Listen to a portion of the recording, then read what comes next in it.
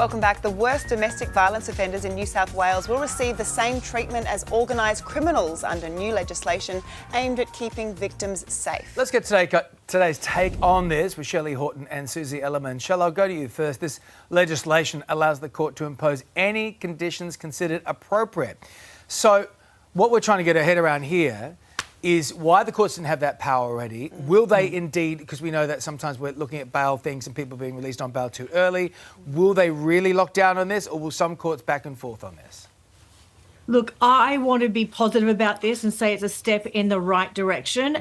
When you go into the details of this, the men that will have these restrictions placed on them have already been convicted of 2 domestic violence acts. So it is not for first offenders. This is people who have shown a pattern, and that's why they can increase the penalty. And I think this is all incredibly positive because it's going to do things even just like if they are tracking a woman using a GPS, that is instantly considered stalking. So we're going to change the language around domestic violence. We're going to start referring to it as cowardly attacks on women. We're going to, I think all of these are small steps that are positive changes towards getting men to understand that coercive control and abuse is not going to be put up with anymore.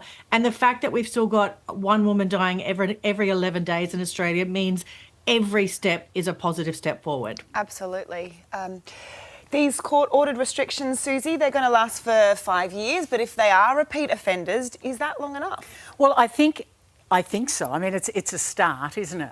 But they won't be within that 5 years. As Shelley said, if you commit an offence within a month, how many offences will depend on how long and how big the fine's going to be. So I think the duration's not the thing. I think the thing that we need to look at is that this is followed up on. It's great to know that the legislation's here now, but we've got to make sure that the courts don't go soft, that the police do have that, because they go to domestic violence all the time, and then that's it. That's as far as it goes. And the other thing that I hope is really important is that women now know that if they go to the police, that this is going to happen, and they're not going to find that they're suddenly in a position where this is going to be a repeat offence. If they are repeat offenders, then the women can relax. But having said that, the most important thing is that women need to follow through.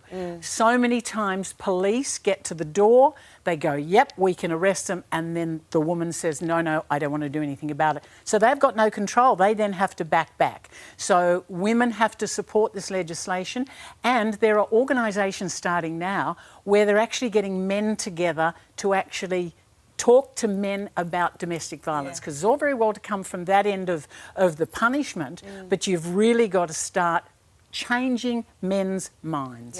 So if you or anyone you know is a victim of domestic violence, please call 1-800-RESPECT. That's 1-800-737-732. But if we move on, a new survey has revealed nearly half of all high school students feel like they don't belong, Shell. This is, you know, social media's part of this. That's affecting their mental health. You got to think that some of these kids have come through COVID. We still don't want to talk about the effect that COVID's had on kids. So you've got unruly classrooms, parents that aren't helping. Can you blame them? Not at all. And it just broke my heart reading this article, because I know how hard it was to belong in school when I was going through school, when we didn't have social media, we didn't have a pandemic. It wasn't as hard. So I think some of the advice that the experts have given is to encourage kids to do things like join a sporting team or a theatre club or the debate team. So finding your little subset within the school can be part of the solution to it, rather than just being overwhelmed as you're one little pebble going through this entire system. Yeah, because these are the formative years for these young kids. And I agree. I mean, COVID, I think, has a lot to answer for. How do we help them create these kind of deeper connections, which are so important for these young kids? They are so important. And I think Shelley's hit the nail on the head. None of us, I don't know, I think you guys might feel the same. When I went to school, I didn't feel belong. No way. I was the wog kid with 2 black hair and my skin was too dark and all of that. So I think you have to, it's almost like trying to put an old head on young shoulders to be able to say, listen, there's a good chance that you're never going to see any of these people again once you leave school. But that when you're in that little whole thing yourself, it's really, really hard. And so hopefully the school, because this survey was astounding. Like they interviewed over or close to 350,000 students and they found that around about 10% less than when they did the survey 8 years ago felt a sense of belonging. So I think it's got to come from a lot of areas, but yeah, it's very hard to put old head on young shoulders. Yeah, just got to get those kids chatting and talking. Shelley and Susie, stay with us when we come back. Why one mum's Disneyland trip has the internet divided. And as we go to the break, let's take a look out over beautiful Sydney Harbour. What a weekend it's been. 25 degrees today and sunny. Get amongst it. We'll be right back. Welcome back. Do you currently know where your friends are right now? That sounds like a threat. If you're a millennial or Gen Z, the answer is probably yes, with many admitting to keeping an eye on their mates' locations. We're talking about on your phone, right? Yeah, So Shelley and location Susie apps. are still here to discuss this. So so a lot of younger kids use Find My Friends. My family use Live 360. Yes. You use that too. Yep. But is that too much tracking to know where your friends are at all times? 100% yes. This terrifies me. I mean, we've just been discussing that with domestic violence offenders, if they are tracking someone's whereabouts, that will be considered stalking. So I don't think we normalise this amongst our friends. I also want to have the agency to be able to look on my phone and go, I don't want to talk to that person right now. Or 100%. I don't want to catch up for a coffee. Yep. And not have them saying, but I know you're at the cafe around the corner. So to me, I don't think there's any wins when it comes to friends. I can understand for safety for families when it's where the kids are. Yeah. But I just think we're on a slippery slope and it's not one I want to be part of. It is handy sometimes, not just safety, but also my kids, rather than ringing me and saying, oh, Mum, where are you? They just check where I am on Live 360. They're like, oh, she's on her way. It's fine. Yes. But, you know, it is popular with the young kids. Like I've got teenagers. We go to the shopping centre. They'll be like, oh, such and such and such and such are here. Like they keep track of each other weird. all the time, all the time.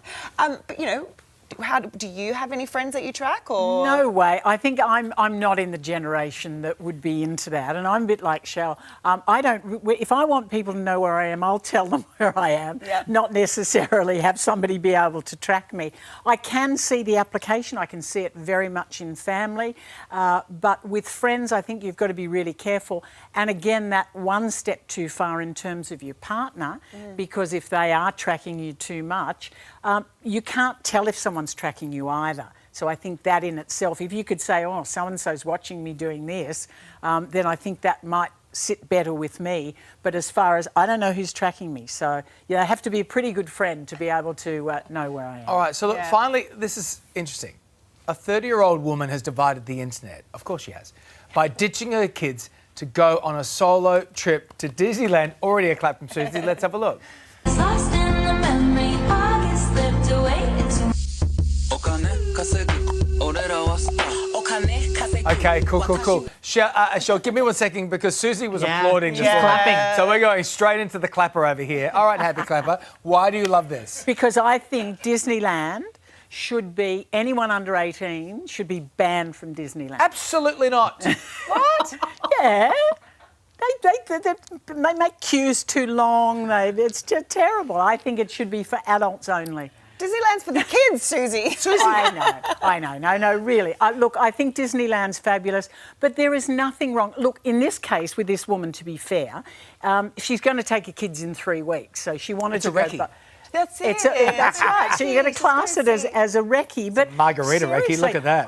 I've been to Disneyland by myself, and I've taken my stepkids when they were little to it, and I got to tell you, going on your own is infinite. I guess also it depends how old your kids are, Shelley, because if they're young, you're not going to go on the jumbo ride. You know, you can't go on the good Look, ones. no, it's a small world. But this is a good thing, right? Because this mum's gone, well, do something for me. I think that there is too much mum guilt. I look at my mum friends and I'm just like, guys, give yourself a break. Now, personally, I would choose to go to a swim-up bar, not a roller coaster. But if that's what makes her happy, let her do it. I just think there's so much judgment. I do think, though, that she did this for attention and she just got a lot more attention than she expected. Well, yeah, careful what you wish for, isn't it? All right, Shelley, Minnie Mouse, good to have you both on the show. I was Thank not you. expecting Susie to be pro No. Disney. Were you? I was not expecting that. Made my day. Yeah, and this is the happiest place on earth. Absolutely. Listen, it's a small world. All right, thanks, Steve. Thank you. Coming up, get your cowboy.